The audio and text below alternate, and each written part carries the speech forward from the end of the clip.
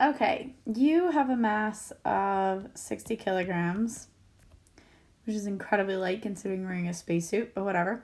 And you have a space rifle with a mass of 4 kilograms. This is you, the astronaut. This is the rifle. And you shoot the rifle and a bullet goes flying out. Okay, I'm going to think about it. Originally, you, gun, bullet, all together. Afterwards, you're apart. So you were just floating there. Nothing was happening. And then afterwards, you're moving. So this is an explosion problem. So we start out with 0 equals m1v1 afterward plus m2v2 afterward. Okay, so let's go from left to right. We got 0 equals. Well, the mass afterward is you and the gun together. So that was 64 kilograms. We don't know your velocity afterward. That's what we're looking for. The mass of the bullet is 0.0042. And the velocity was 370 meters per second.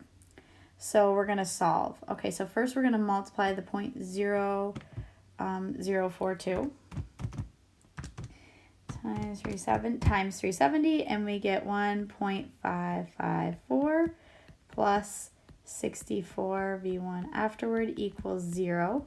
So we're going to subtract, and we're subtracting because there's an addition sign between these, so we can't divide.